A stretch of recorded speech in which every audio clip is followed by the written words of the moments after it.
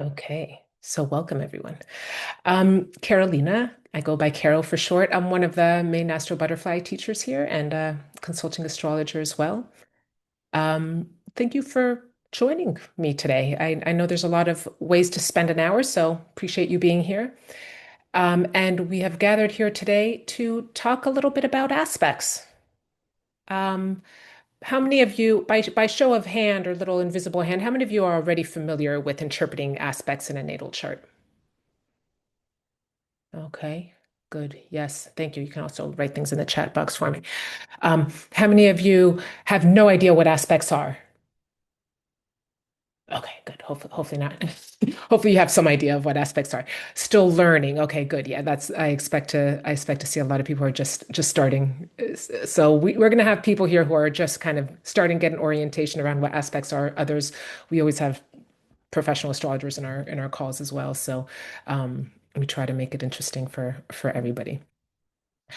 So our goal for this session is twofold. Okay, in the first half of the call, I want to talk about aspect interpretation. Most of us learned aspects fairly early on in our astrology education as another element to be interpreted in the chart. And we usually learn something like squares and oppositions are hard. Trines and sextiles are easy. They create opportunities. And while that framework isn't completely wrong, it's incomplete. So we're going to talk a little bit about why. That's why I've subtitled the call Beyond Interpretive Shortcuts. Um, and then at the end of the call, I want to introduce you to the new year-long aspects program that we're about to kick off now in March, and talk about why we thought aspects needed a full year's attention. Um, so that's kind of the general plan. Should last about an hour. This is our agenda for today. These are the three interpretive shortcuts that I want to put under the spotlight today. Um, Shortcut number one, we treat different aspects as if they function the same way, right? Aspects are typically lumped into these two categories, hard and easy aspects, challenging or helpful. So we're going to question that a little bit. Shortcut two, we assume that all aspects carry equal weight in a chart. We don't distinguish between the different aspects in a chart, or we don't know which ones to put more weight on in interpretation and which to pay less attention to. And shortcut number three, reading aspects in isolation, right? We tend to read the aspects between two planets as if they're just another element of the chart, separate from the chart's larger context. And aspects, they connect two planets, and those planets are always in a very specific context. You can only ever have a planet in a house, in a sign, and in relationship to other planets too. And that's really important. And it's a very basic, important part about aspect interpretation. Because most of us, I guess we've stepped into astrology as a self-taught thing, right? Most of us didn't take university courses on astrology or high school classes, right?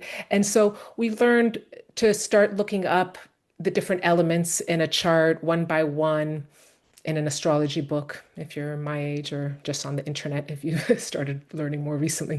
And while that's helpful to get us going, and it got us learning about all the things in an astrological chart that, all the things that an astrological chart can show, this piecemeal way of learning also keeps us from understanding how to read the chart in a more integrated manner. So I think learning good aspect interpretation is absolutely central in helping us understand how to weave the different parts of a chart together. Because that's really what aspect shows. They show dynamics, right? They show dynamics in our psyche and in our life. And like the main issues we struggle with, how they show up in our life, those are all tied to aspect interpretation. The big narrative arcs of our life, right? All reflected in our natal chart aspects. So truly, aspect interpretation is absolutely central in understanding the underlying experience of our lives and really reading the charts well. So, so the idea of coming at it from these shortcuts is to start thinking about how those shortcuts have a way of flattening our chart interpretation skills and starting to see what else is, how where there's room to expand and the kind of nuance that that'll bring into your interpretation. And then, like I say, at the end, I'll tell you about the program and how it builds this understanding step by step. month by month, so that aspect interpretation becomes second nature, and then hopefully a time for questions as well at the end. Okay. Yes, I love aspects too. I always say I'm an aspects girl. I think that they're once you start getting the hang of seeing them in a chart, you realize, oh, how important they are, and really stepping in, really understanding these kind of core drivers, the core challenges people mess with, but like the approach that people take in life. It's really so tied into those aspects. So first, before we dive in, what's an aspect? This is going to be quick. It's a relationship between two planets, right? Two planetary functions. And planetary functions, from our perspective, a more psychological, astrological, astrology perspective, they represent different parts of our psyche, right? So it describes how two parts of the psyche interact. How are they blending? How are they pushing against one another? Do they polarize? Do they activate one another? So again, aspects, they show dynamics within us and then outside in our life. And that's why there's so much, they're really what brings a chart to life, right? And yet, interpretation of aspects is one of the trickiest things to learn. And I think that's why we've developed a lot of these shortcuts. Like I say, they start making interpretation more digestible. But here we're all about trying to help you learn to interpret charts in a way that'll allow you to see the potential and the full nuance written in a chart, and to really see the depth of information that you can get to with sharper, accurate interpretation when you really start to understand what every element brings and how they differ amongst themselves. Okay, so with that, let us look at the first of these interpretive shortcuts, dividing aspects into hard and easy types. This is the most common way that we see aspects between planets described in books and online. You'll see moon square or opposite Venus means blah, blah, blah, right? Moon sextile or trine Venus, blah, blah, blah. And so, in other words, they're made to be equal. Sextile is is the same as a trine, square is the same as a opposition. And these flatten the difference between aspects, right? We get these vague one size fits all descriptions. And what we get robbed of specifically is the more structural understanding of the aspect's function. So again, here let's think about what the distinct role that each aspect plays. So squares versus oppositions. It's true that both squares and oppositions tend to feel more challenging, in the sense that we must, that in the sense that we have to more consciously grapple with the planets on either end of the aspect to have them working together. But squares are fundamentally three-dimensional. They show internal conflicts because all planets are internal parts of us, right? But we experience these internal conflicts as issues to be dealt with out there in our environment. Okay. So square planets, they're usually in signs that are of the same modality, but different elements. In other words, they're planets that are in signs that have the same MO, the same modus operandi, right? They're both go-getters, they're both cardinal, they're both stubborn, they're both fixed. But they have different priorities, different elements, right? One is oriented towards the internal callings if they're a water sign, for example. Another one is oriented towards outward expression if it's a fire sign. So the fact that they have these different priorities but the same style of going at them creates conflict, right? And we're made aware of this conflict outside in the world. And so we start to face consequences with squares that start to show us how these different drives need to learn to work together, right? How they are sending us at cross purposes. And so that's squares. I mean, so here what I've done basically is, if we think of the ascendant as me, how I show up in the world, a square is going to highlight the IC-MC axis, which is the axis of where I come from and where I'm going. And that's why we get this kind of much more externalized expression of them. Oppositions, in contrast, they're about duality. Okay. They're one dimensional. They're actually just about you. So they feel much more like an internal split, right? So it's me and the opposite point. Oppositions always have planets at the maximum distance from one another that they could be in a chart, right? This is the full moon, right? When sun and moon are opposite one another, right? It's like the light is the brightest, they're shouting the loudest. Oppositions are loud in that sense, like they, they're far away from one another, but they're along a single axis.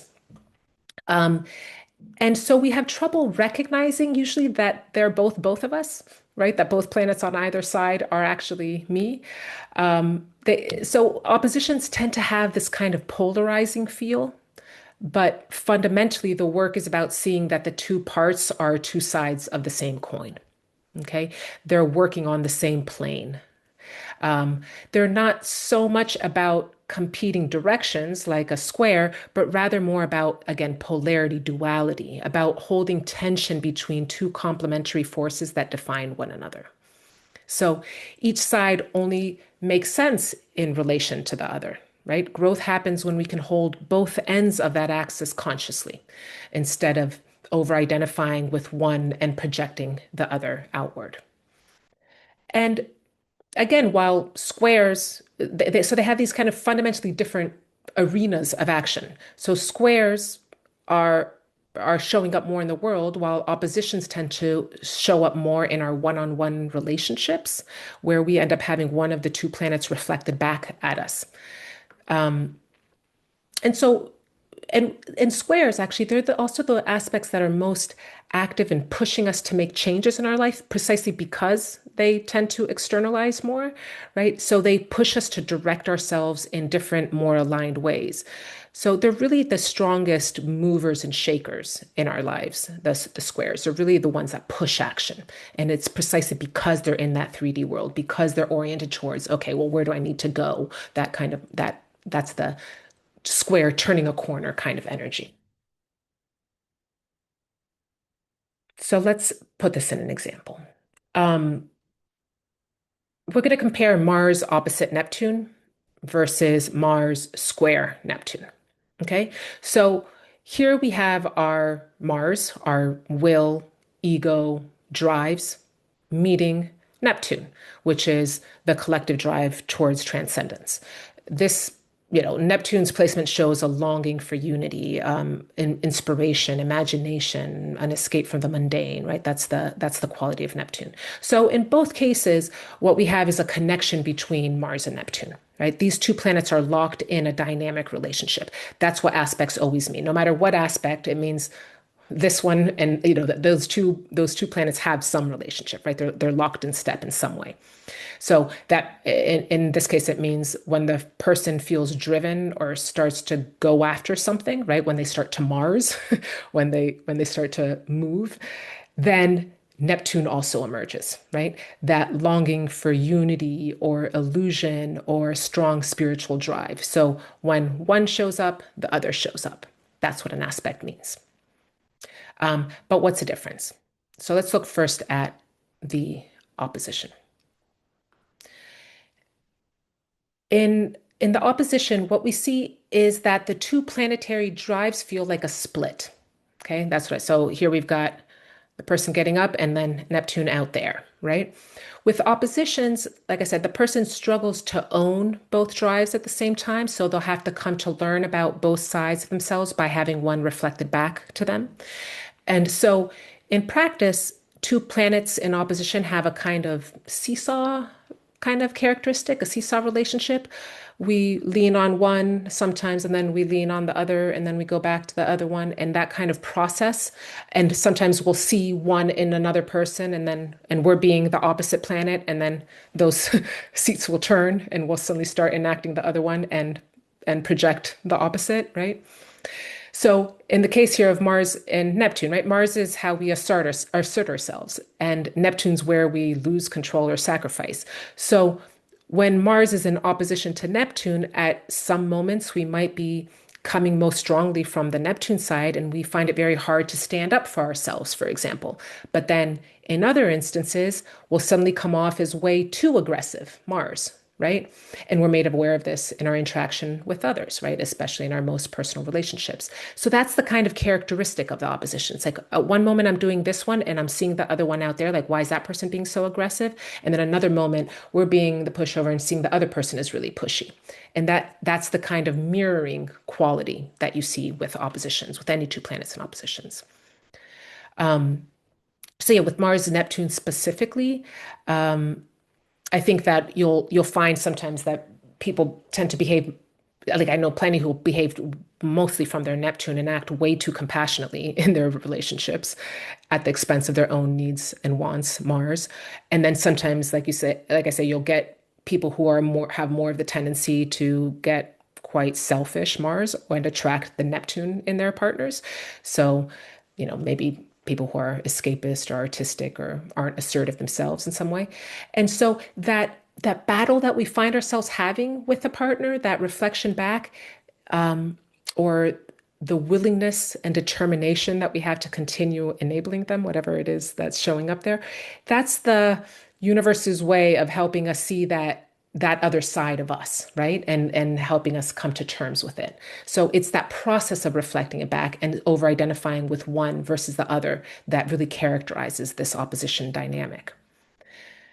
And at the core, oppositions are really about learning to recognize that we have to embrace and love that part of us that we don't want to own, right? Whichever side of that opposition it is at the moment.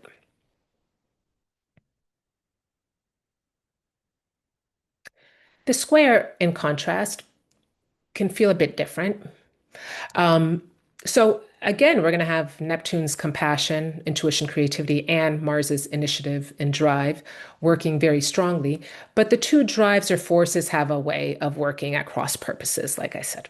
And so we're faced with challenging situations that are going to force us to gain clarity about what we really want. So here we have this guy engaged in, this Neptunian dream, perhaps, and he forgets that he's supposed to be Marsing, doing something, right? He's supposed to be rowing. So, uh-oh, consequence will be felt, right? And that's the idea of the square, right? That we're like when one of them takes stronger reins, the suddenly we face a very clear external consequence that we should have been paying attention to the other drive as well. And so the lesson of the square really is to learn to do both drives in such a way that they don't undermine one another.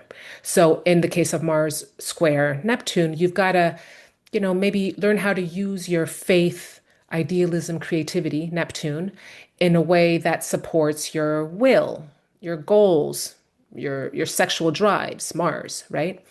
So it's going to show a person whose drives, Mars, have a Neptunian quality, like I said. So maybe they're creative and compassionate and artistic, but it shows that more conscious attention has to be put into figuring out how to navigate life so that both those planetary forces are able to achieve their priorities. And so, like I said, they'll be faced with challenges that force them to become conscious of and clear about how to use those two energies in a more balanced way or in a more effective way, I guess, in a way that they don't self-sabotage. And this is the great thing about squares is that we become very conscious of the issues associated with them, and this conflict motivates us to change over time. This is why squares are such active, motivating aspects. They really are the real doers in our chart. When you want to see, okay, what's the thing that most motivates the person? What most drives them? It's usually described by the square in the chart.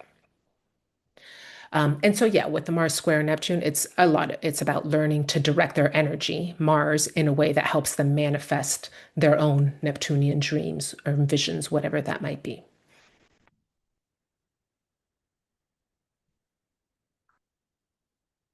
Okay. So a square mobilizes while an opposition polarizes. Okay. Oppositions operate along a single axis, one line of tension, where squares introduce that second axis and therefore a more multi-dimensional conflict, a more externalized expression. Both show parts of us that need integration. Again, that's what aspects show as well. But squares describe parts of us that are working at cross purposes, while oppositions describe parts of us that we have to learn to recognize and consciously embrace as us. Okay. And not just blame it on others or expect others to bring into the dynamic.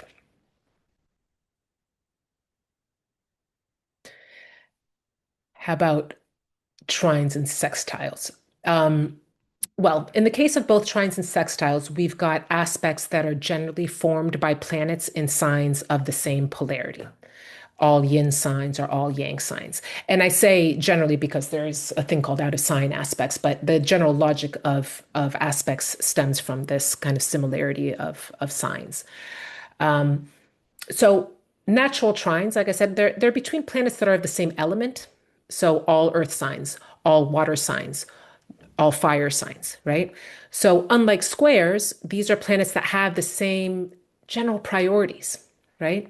They might have different, well, they'll have different modalities. So one might be immutable and the other one might be cardinal, but they're aligned in the same way because they come from that same elemental perspective. And from the perspective of houses, which is another way we can think about aspects. And I know this I'm just kind of introducing as different ways of the logic and the structure behind aspects. And I'm just introducing it quite quickly, but they're just different ways to start thinking about the underlying structure of the different aspects.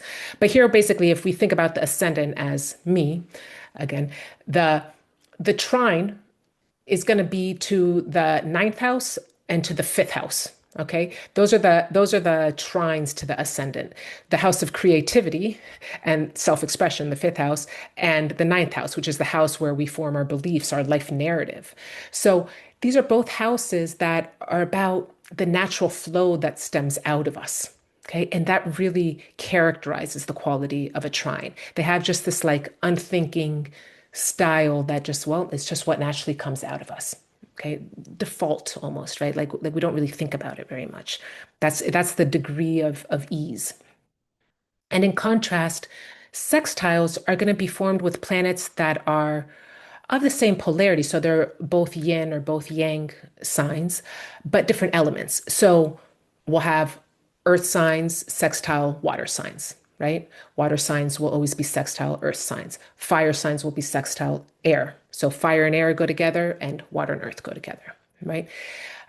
So they're both heading in the same general direction. They're both outward or inward facing. That's what yin or yang signs are about, but in different styles, right? And so they're different but complementary. And that's really a quality of the sextile. I often say that they're like spicier sextiles than trines in that sense. Because they have that bit of difference that brings in this complementarity that tugs someone forward a little bit more. And from the perspective of houses, if we imagine a planet in our first house, a sextile planet would be in the third house or the 11th house. And if we think about the different quality of the third and 11th houses, these are social houses, right? These are houses about networking, right? The third house is where we step out into the world, into our local environment to start making sense of things. And the 11th is where we step out into the collectivity, right? Well, we really start networking and finding our tribe. And so sextiles often show parts of us that are brought together by help from others. So that's a really key component of sextiles as well. Like there's like a little hand that comes from the outside to push us. So again, more active in that sense than the trine, which just kind of stems much more naturally.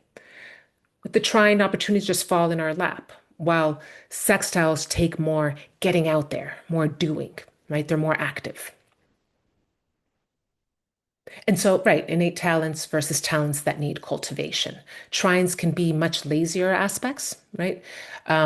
So, like if you have a Mercury trine, something it'll have these maybe great concentration skills, right? The person you're just going to be naturally gifted at, say, Mercury trine Saturn, a more kind of gift in focus and in perception. But because there's no interaction with the environment, there is also no extra drive to put the trine into action, which is a really key characteristic of the trine. And A Mercury sextile, on the other hand, might not have the natural talent as easily, but the person will really tend to get great outcomes if they go training courses or if they seek mentors. And because they tend to be quite excited about that activation, you'll find that sextiles, they keep learning, they keep improving, and they'll often become even more successful than the person with the trine because there's this active engagement with it and the outside world also actively engaging with you. And so, yeah, so with Mars trine Neptune, we see that intuition, imagination, spirituality, Neptune align with our drive to pursue things, our goals, right? Mars. And the trine has such an ease associated with it that people with this trine, like I say, often don't even realize how easily creativity comes to them. It's just a gift. It's just a thing that they naturally good at. Actress Meryl Streep, for example, has both Mars and Mercury trine to her Neptune. Actually, a ton of actors have Mars Neptune trines. It's a super, super common aspect that you see in the chart of actors. Like, I don't know, Clint Eastwood, Judy Garland, Angelina Jolie.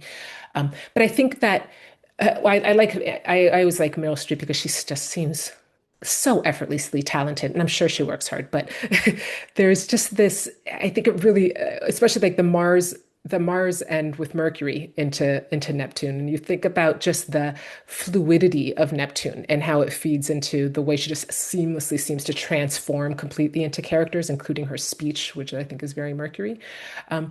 It just seems to kind of cooperate more automatically. And the sextile, again, we'll see a talent for creative or spiritual pursuits or whatever because of that blending. But the sextile requires more action than the trines to express themselves. And because they require more effort, people are more aware of their sextiles than their trines, right? And and often like they'll find that someone else is pushing them along. Pablo Picasso, in contrast, has the Mars sextile trine. Now he has Mars sextile a lot of things, um, but I'm always curious how Mars and Neptune are playing together in artists' charts because you see kind of and you'll see it play out in the way that their life has played out. And I think a key thing with Pablo Picasso is really how notorious he was for the clear evolution and development of his work. There really was this more active, always learning and changing quality that I think his Mars Neptune aspect displays. And I think that's because of the sextile. And I'm not saying that people with Mars Neptune trines will never develop their artistic expression, but that impulse will likely be coming from something different in the chart than the trine, which is because the trine is just like the more inspired creative aspect, but much less active. Okay. So yeah, square mobilizes, opposition polarizes, trine stabilizes, sextile invites. These are kind of different ways to start thinking about them. Each aspect really describes a distinct kind of dynamic. And here I've only kind of hinted towards some of the underlying logic behind them to start to understand there is an actual structural reason behind why they each behave in a different way. Okay, shortcut number two. Um, Shortcut number two is treating all aspects as equally central. So this one's subtle because technically, yeah, every aspect exists in the chart, but not every aspect operates with the same force, the same visibility, or the same psychological weight. And yet, that's often how we're taught to read them. Think about how most of us learned aspects, right? We Google them, we read cookbook descriptions, we run computer reports, and what happens? Every single aspect gets a little paragraph. Equal, equal, equal, equal, right? They all get equal space on the page, which subtly teaches us that they all matter equally. And, and so again, this idea that they all get treated as having the same weight. And that can really confuse or make it very difficult to integrate your interpretation of a chart. So yeah, so we sometimes we just treat all aspects as equally central, but is Uranus sextile Neptune affecting you as much as Sun square Pluto? Probably not, right? Why? Because some aspects are structural, okay? Some are kind of generational background drum beats, right? And some are psychological engines, right? Some are really some of them really shape what your identity is, right? Some of them really shape the way that you take action in the world. So it really matters what kind of planet is there. Is a 1 degree orb the same as a 7 degree orb? No, no, they're not the same. And think about it, right? Very tight aspects, they'll get hit by transits at exactly the same moment throughout your whole life, right? That's what it means to have a very tight aspect. So those two planets that are in a very tight aspect, they're going to show parts of us or in parts of our lives that are always affected exactly at the same time. And so they become much more latched than ones that have weaker or wider orbs. Again, all matter, all have an effect in your chart, but in terms of which ones we start to prioritize or which ones you're like, oh, hold on, a transit's coming to this one and this planet's got a really tight aspect, different ball game than if it's got a 10-degree orb. So yeah, next. Are aspects to personal planets equal to aspects to social planets? No, no, they're not equal. Again, very important, but they play different roles in our lives, and that really matters, right? The role that social planets play in that's the thing. Like I think one of the really central things that we're going to be focusing on for sure in the course is this idea of the different categories of planets in our charts. And again, not that some matter and some don't matter. It's how do they matter differently, right? And how do you see the aspects manifest in different ways depending on which kinds of planets are involved. Is a lone trine the same as a planet that sits at the apex of a T square, right? No, right? One has, one is going to be, if it's in a aspect pattern, you're going to have a pressure point, right? That organizes the chart in a different way. And this is why part of the course also we're really looking at aspect patterns. But some planets, you'll find that they're at the end of a ton of different aspects. They're connected to the whole chart, right? Really different role. And you want to interpret those aspects in a different way than one that has only a single aspect, right? And so again, this differentiation, depending on how many aspects there are and, and what kind of planet it is. Okay, so again, context matters, orbs matter, planetary hierarchy matters, pattern position matters, right? Not all aspects are equal. Some aspects are simply louder than others, right? So if we think of the chart like a choir, right? Each voice is technically singing, but some voices are soloists. Some are in the front row, right? Some are in the back. Some are, I don't know, playing the triangle, bing, like they have a different rhythm and a different role that they play in the overall life of the person. Um, and you are going to have some aspects that really write the main narrative arcs of a person's life. And you'll find that over and over.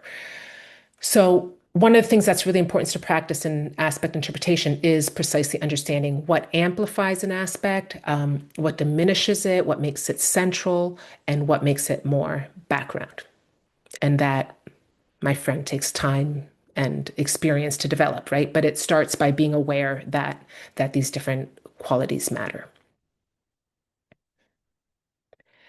And the final shortcut, which is related but different, is reading aspects in isolation. So aspects show dynamics between two planets, but those planets are always in the context of a chart, right? We have to really be careful here not to interpret aspects as a keyword salad, as we say. So, we'll get Mars square Neptune, and so we come up with a few words about Mars, a few words about Neptune, plus square, which means tension, and then we just start combining words like some, free-floating formula. But again, aspects don't exist in isolation. Planets don't exist in isolation. They sit in signs, in houses, with specific strengths and contexts. And so without that structural layer, we're just doing word association.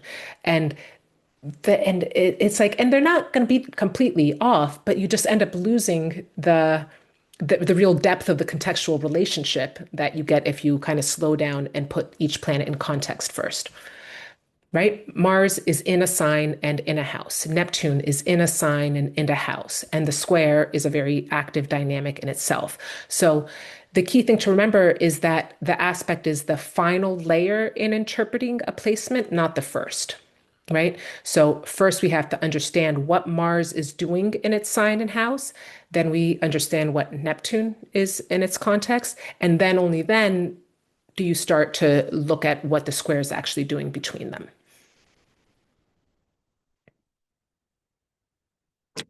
So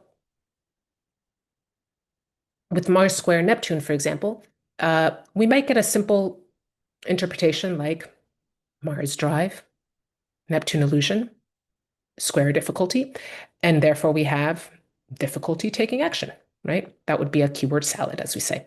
Um, Now, we already talked about how square is a specific type of difficulty, right? It shows planets that are pushing at cross purposes and whose tension manifests more through experiences in the outside world, and that motivates us to do them differently, to have them integrate.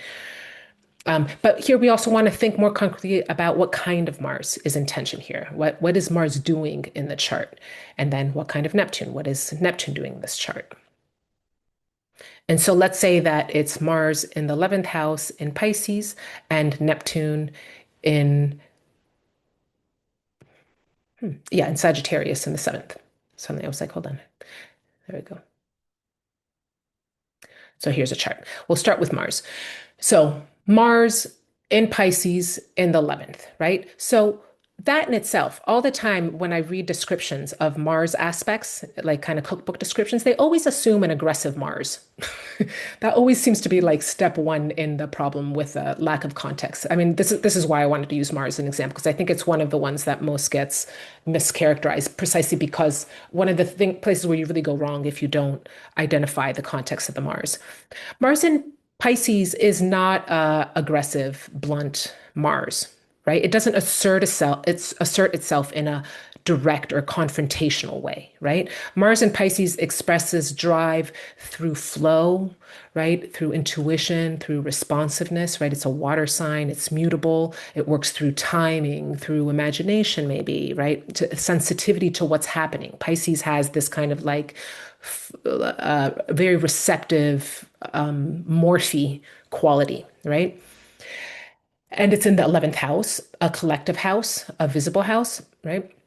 So the 11th is where we see ourselves participating in the larger field, where we contribute to a group, how we fit into a larger tribe.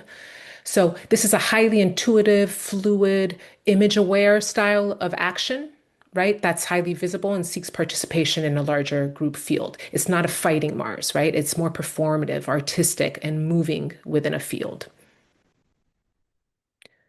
It's this is David Beckham's chart, who's maybe you guys know him. He's a very well-known football or soccer player, also a model and fashion icon.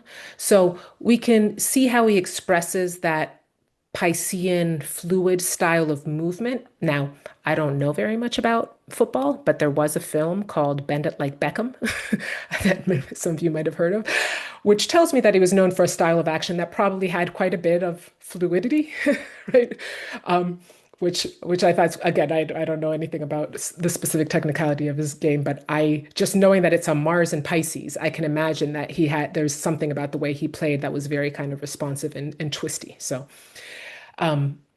and so we have here Mars and Pisces in the 11th manifesting as athleticism, right? That probably responds to a collective rhythm in some way.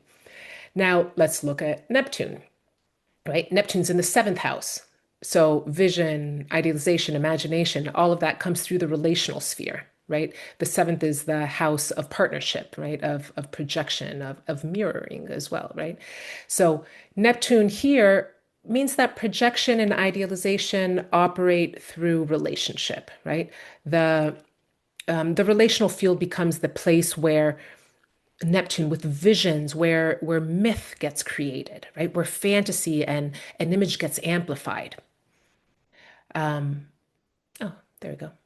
And in Beckham's case, he is married to Victoria Beckham. I don't remember Victoria's name before she was a Beckham, but she was a Spice Girl. So that's what I remember.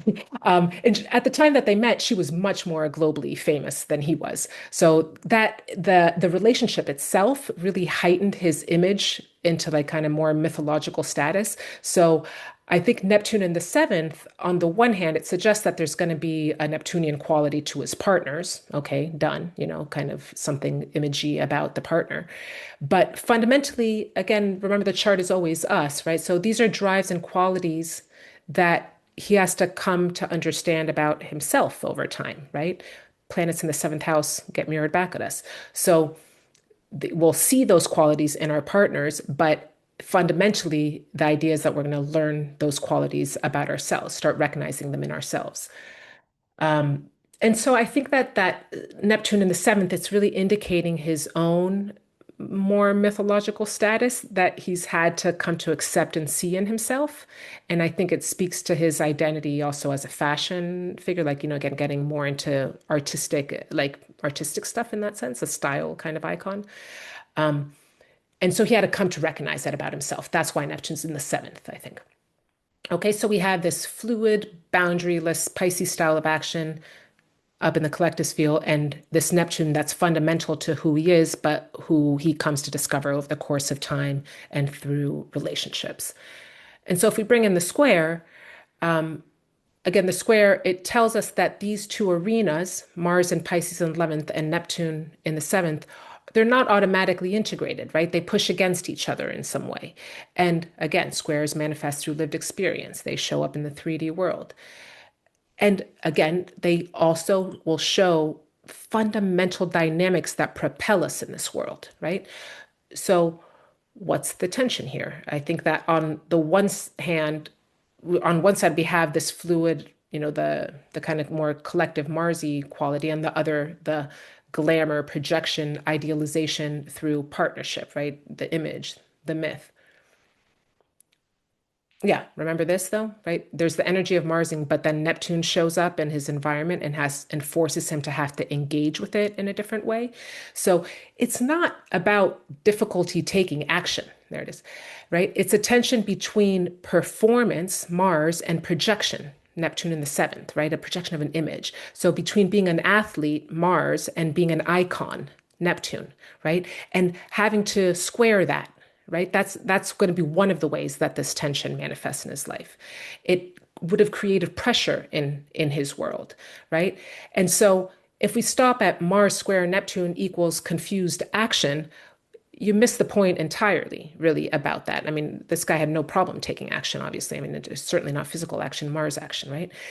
It's not that Mars is weak, right? It's responsive and it's collective, right? It's Piscean and it's in the collective sphere. His physicality, his style of action, it's something that he would channel into disciplined performance.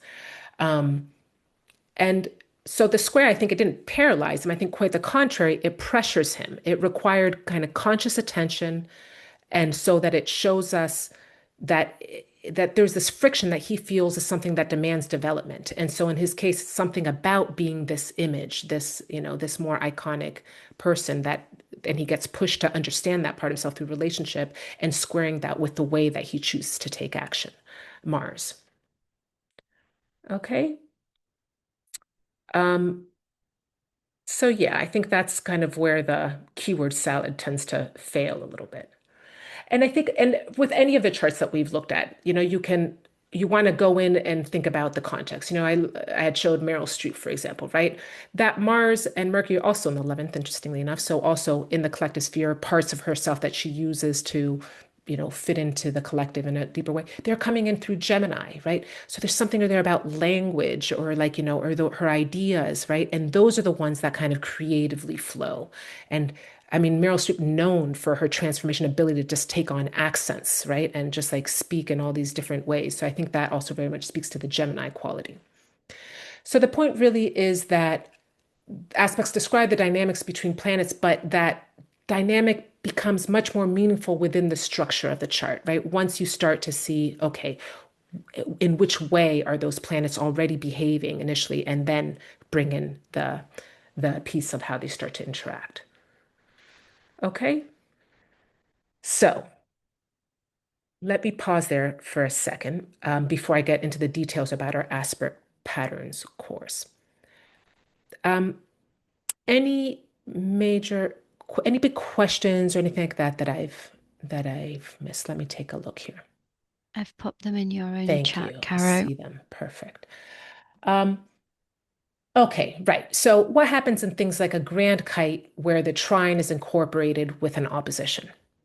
It's a kite aspect. So that's another aspect pattern.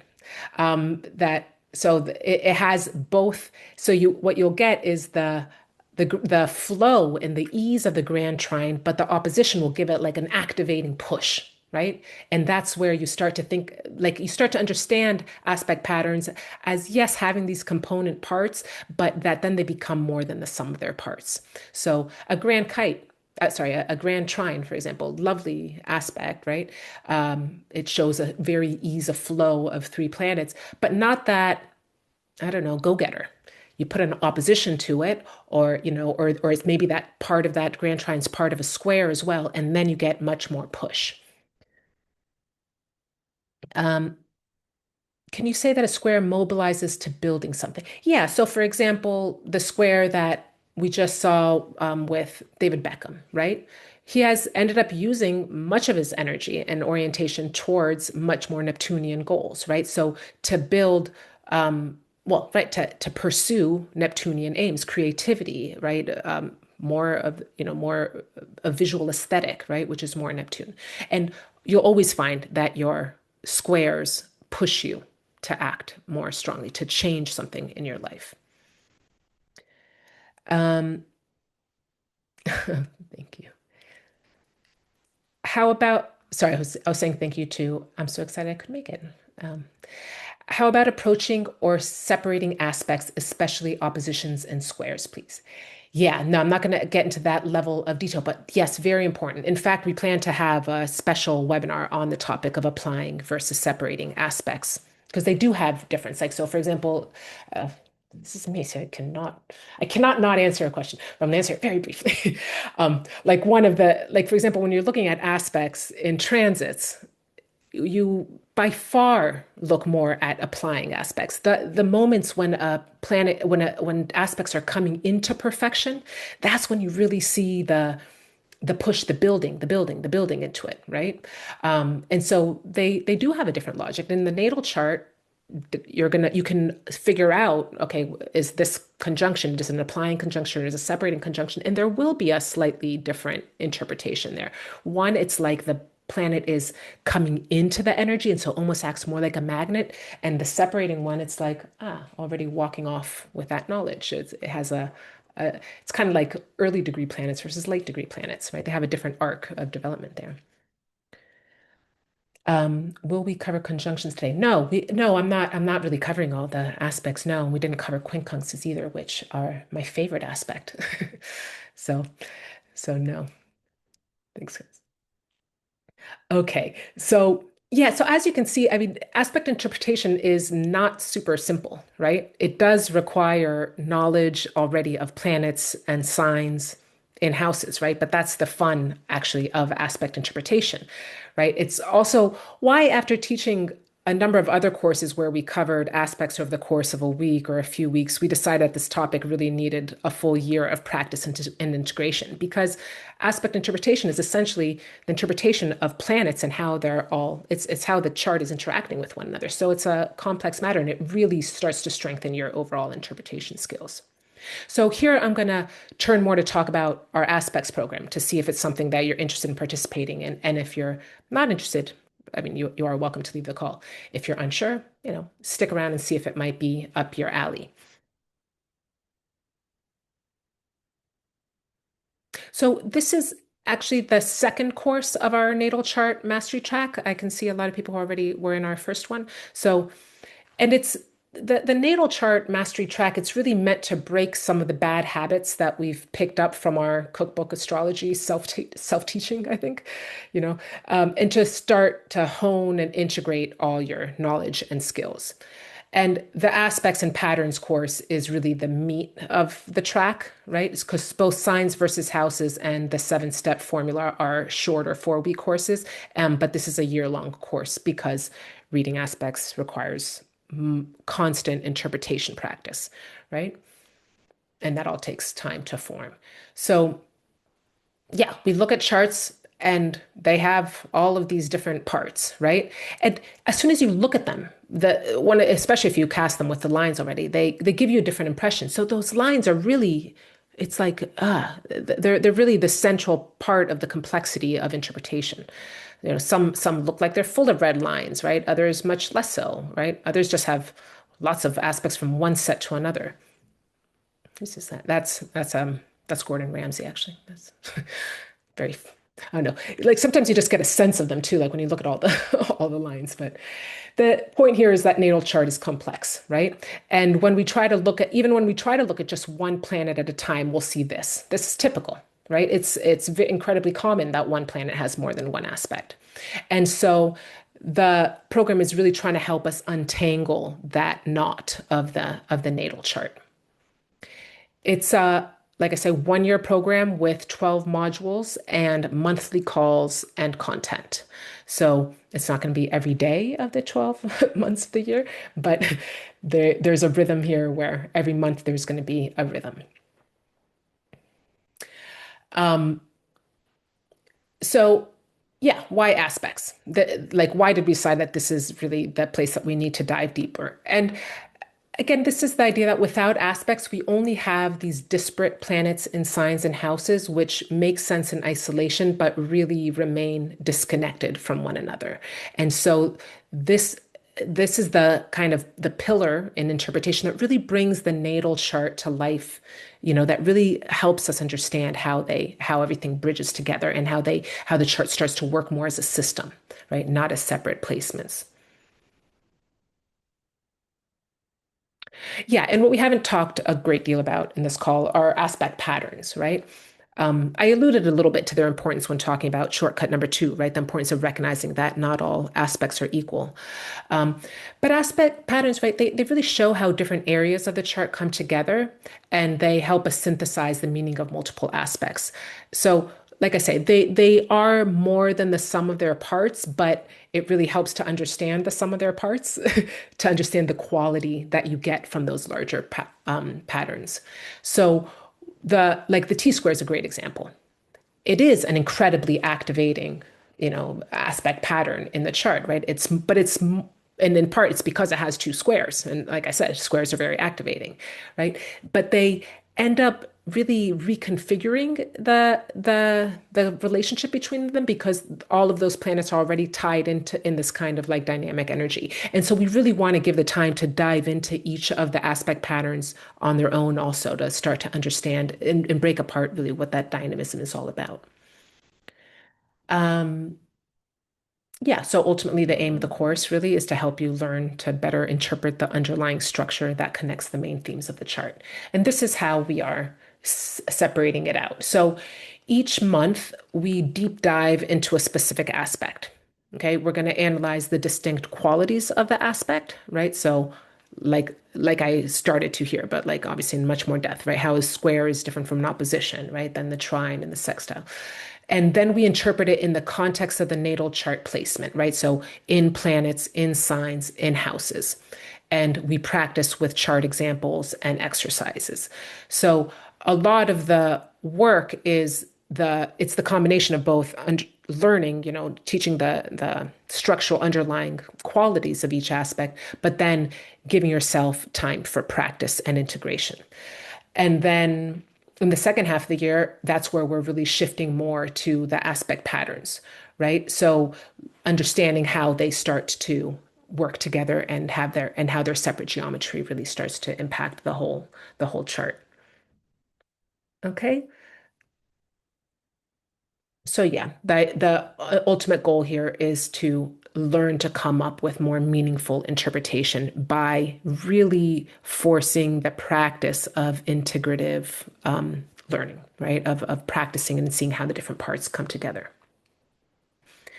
So the idea is that every month we're going to analyze one of the aspect patterns from simple to complex, right? So we'll work on building that aspect interpretation muscle, right, piece by piece, starting with the meaning of aspect, then practicing different planetary combinations, and then seeing how they manifest differently through different signs and houses.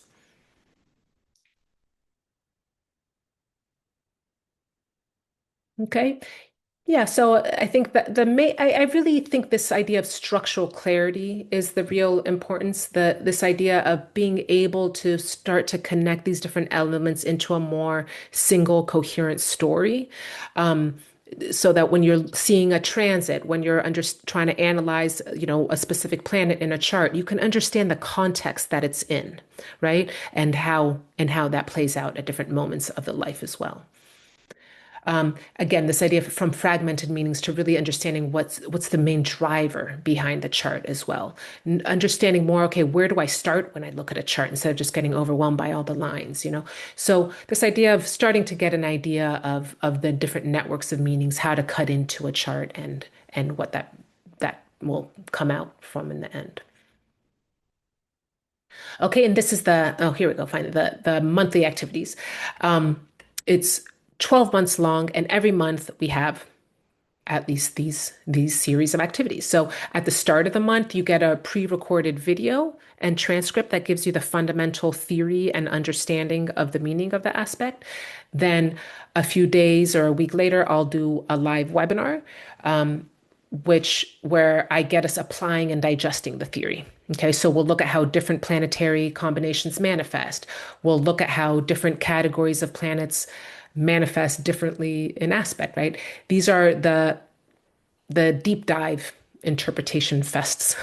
um, and then there's exercises and prompts on the online community. So where you start practicing your own interpretation, where you start applying the information to your own chart or to the charts that you're trying to understand better, right? So you work with your own chart on the chart of others. You can ask questions there and you start working to apply the information you've learned. And then towards the end of the month, there's another live webinar held by another of our excellent astrologers, Deborah, and that one's more interactive and it's meant to give you an opportunity to practice interpretation together. Okay. Mm, So yeah, I think one of the things that really define that we really always try to do in our classes is to use different types of learning, right? So some people like lectures, some people like reading their stuff, right? Like some people like case studies, exercises, practice, and it's the process of forcing yourself to apply the information that I think really makes you a better astrologer and you learn how to integrate everything. And this is a course that's going to be hosted inside the Age of Aquarius community platform, which I know we've got people here who've already been in the platform. Um, it's so when you sign up for the course, you have a full year's access to the platform, where, by the way, there's a ton of other information, including old webinars that you can watch, posts on other astrological topics that you can search. So that's like additional bonus material that you have access to. But it's in this platform where again there's activity that you can write questions, you can interact. So there's this forum space basically is the idea. Okay. Um, so in fact, yeah, I'm wondering, is there anybody here who has been part of the Age of Aquarius community or has participated in our other year-long courses and if you'd like to share anything about those? Well, I have been. yeah. I've Okay. taken a couple of courses, and it totally transformed my view on astrology. I'm 80 years old, and I've been dabbling in astrology since I was 18. And until I took the courses, I really couldn't connect everything in a cohesive manner. I just find them fabulous. And I like the fact that I can just dip into it when I can. I make a living as a potter, so I don't always have, the time to be right there when it's happening. But I absolutely love it. I recommend it for anyone. I know I've signed up for this class, but I'm snowed in Tahoe and I don't have any Wi-Fi, so I'm have to drive down to a market where I can have Wi-Fi to pay. I signed up for it, but it won't complete because I have no Wi-Fi. Uh, well, thank you so much Dee, for your comments. So anyway, that's what I have to say. Thanks, I appreciate that. Um, yeah, I think thank you. I appreciate that. And this idea of integration is really something that we really do try to push And it's true. It's like the astrology is complex, right? There are a lot of elements. And so there is something about just practicing interpretation, right? Like practicing taking a look at different things, seeing how things manifest in different charts. It starts to get some of the mystique out of astrology and help you figure out how to apply it in a much more concrete way. So thanks, guys. Um, so the program begins on March 3rd. First live webinar by me is March 8th. First online workshop will be towards the end of the month. Lifetime access to materials. Oh, I forgot to put in I was supposed to do that. uh, for registration. These are the dates. The webinars they vary. My webinars vary because I like to keep it fresh. I don't. It's the idea is that so that you can not everyone is free on a Friday. Some people are free on a Tuesday or whatever. So, and we are going to offer them at 2 time zones. So we are really trying to make this global friendly because I know that we have some students who are. Um, and other time zones. I'm in the UK, so both times are always UK time, but these are kind of some of the first dates. And now I saw a question here from someone who asked that you had seen. So some of you who might have taken already the previous aspects course. Great question. Yeah. So I've taken the aspects course from you already. Is this one different? And in what way? If it's the same material, can I join for free or do I have to pay for the course again? Yeah, no, so you can't join for free because it is different. It's quite different. So the other aspects course that we taught was a 4 week course. Um, and so this one, the fundamental difference is that we're going much deeper into each aspect, where actually was teaching that course that we thought, well, we thought it was a great course anyway, but it didn't give us the time to really get into all the interpretation nuance. There was kind of the frustration of, especially this piece of starting to get the hang of how to interpret aspects in context, which is just so key. We got much more, we were able to teach about just the structural difference between them, but this one is really emphasizing the application part of aspect interpretation. Can you Okay. go back one slide, please, Caro, and I'll Yes. I'll type the link into the chat for you. Oh, I can put it in. I have it here somewhere. Hold, sorry, guys. Yeah. Mm. I have it right here, ready to copy paste somewhere, and I lost it. Okay. I'm sorry. Any other questions or comments? The cost is, Yep. um, I didn't write it down. I did write it down. I know I wrote it down. I'm sorry because I knew this was coming. It's five $570 for the year, or 3 payments of, gosh, I didn't write it down. Oh my God, Carolina. So Sharon's going to put the of 195. Thank you, Janice. So 3 payments of 195 or $570 for the full year. Okay. Um, we won't be running the year-long 12 houses program again until probably after 2 more years. Yeah, because we're doing this one first. Because we only do one of our 12-year program, 12 full year programs at a time. What else? Any other questions or comments? Oh, hold on, you put it in the wrong one. Here it is. Any other questions or comments? Great. Yeah, we think it's a great deal for a full year. And like I say, it is a year-long course, and like in the community, it's also if you're an astrology aficionado and you want to kill a day or two or five, um, there's a lot of information in there that you can go in to start exploring other topics as well. So I think that's always a nice bonus to the community. Oh, thank you. Prerequisites, Patricia asks. Are any prerequisites? Yes, you need to be familiar with planet signs and houses. This is not a beginner course. Aspects are just too complicated. Like I say, part of it is that you need to be able to put a planet in sign and house. You don't need to be an expert at it, but it shouldn't be your first time being exposed to astrology. So it's not for full beginners, right? Part of the goal of making this a really long course is to really help you practice that work of interpretation of putting a plan in a sign in a house. But for that, you need to have a familiarity with planet signs and houses. Um, We will. So here's another question. Does it cover transits? So when we're talking about aspects, this applies very much to transits. We're focusing it through natal chart interpretation, but there is this, but the kind of structural understanding of transits of aspects can be the same logic can be applied to transits. But my webinars will be focusing more on natal chart interpretation. The exercises are more focused on natal chart interpretation. But again, once you understand the logic behind a square, behind, applying and separating aspects and all this, then that applies to transits as well. The 7-step course offered as part of the program. Will that be a longer course? Is that the same as the older one? Yeah, that one's going to be a little bit longer than the last time we taught it, but it's going to be I think it's a 6-week course that we're planning, a 5-week course, something like that. So it'll be shorter than this one.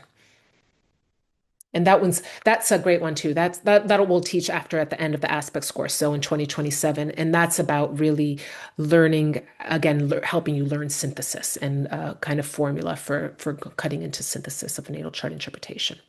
And a really important part of the 7 steps is already understanding aspects interpretation. That's why we wanted to put this class in the middle, because when we taught the 7-step formula one, we realized how much of a weakness aspect interpretation was, and it's one of the very important steps in the 7-step framework course.